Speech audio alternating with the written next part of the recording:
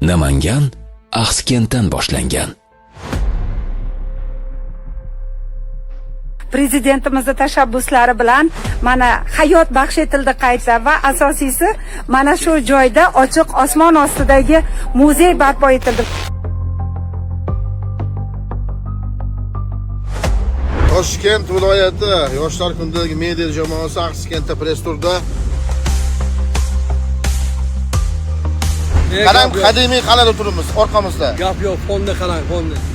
Endi haqiqiy mehnatingiz samarasi ko'rilyapti.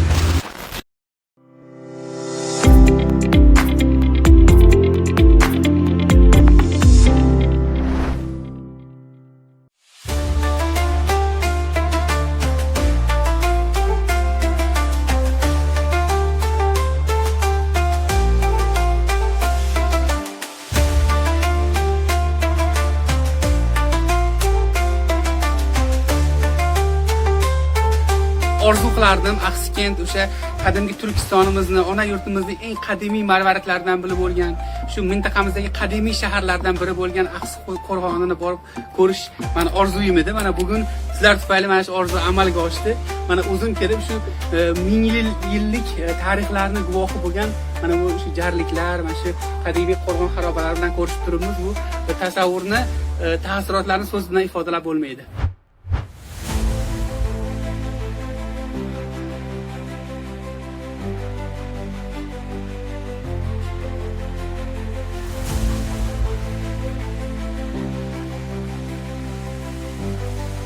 Prezidentimizning tashabbuslari bilan mana hayot baxsh etildi qayta va asosiysi mana shu joyda ochiq osmon ostidagi muzey barpo etildi va bugungi kunda ham bir necha ochiq osmon ostidagi muzeylar qurilyapti. Namangan Axsikentdan boshlangan. Bundan 2300 yil muqaddam mana shu tepalik o'rnida ilk manzilgoh paydo bo'lgan edi. U asrlar davomida rivojlandi va sivilizatsiya markazlaridan biriga aylandi. Bir necha asr muqaddam bu yerda hayot qaynagan.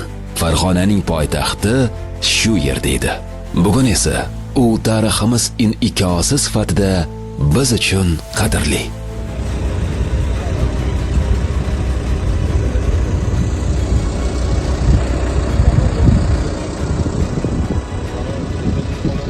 Devalik mashina urib yoqib olib devo.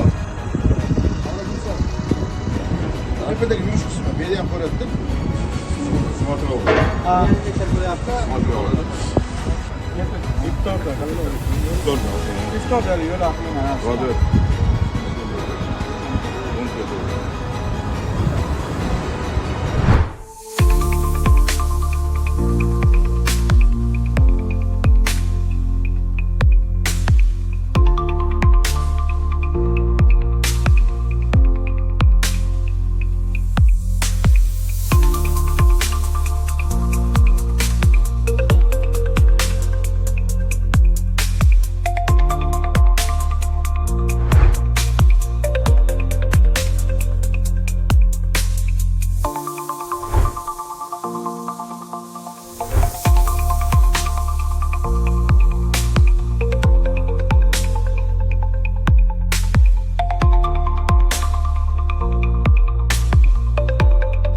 Assalomu alaykum do'stlar. Mana biz Axsikentdamiz. Mamlakat qurilishlar qanaqa?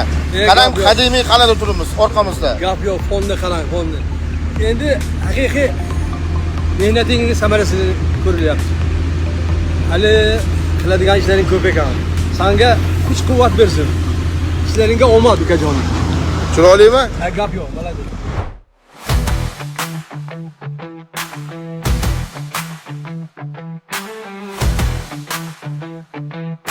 Toshkent viloyati Yoshlar kundagi media jamoasi Axsikentda press-turda